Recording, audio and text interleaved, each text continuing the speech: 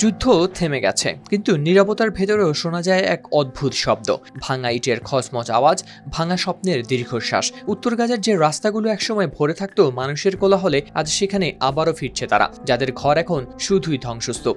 2 বছরের নির্মম যুদ্ধের পর অবশেষে যখন ইসরায়েল সেনা প্রত্যাহার শুরু করলো, তখন হাজার হাজার বাস্তুচ্যুত ফিলিস্তিনি ছুটে গেল নিজের ভিটায়। কেউ খুঁজছে নিজের ছাদের জায়গা, কেউ এক মুঠো মাটি। কিন্তু ফিরে গিয়ে তারা দেখলো ঘর নেই, দালান নেই, শুধু ধোঁয়ায় পোড়া ভবনের কঙ্কাল আর শিশুর খেলনার পাশে জমে থাকা ধুলো। এই পরিস্থিতিতে ইসরায়েলকে সেখানে অবিলম্বে তাঁবু ও অস্থায়ী আশ্রয় কেন্দ্র বা ক্যারাভান সরবরাহের অনুমতি দিতে হবে বলে মন্তব্য করেছেন জাতিসংঘের একজন বিশেষজ্ঞ।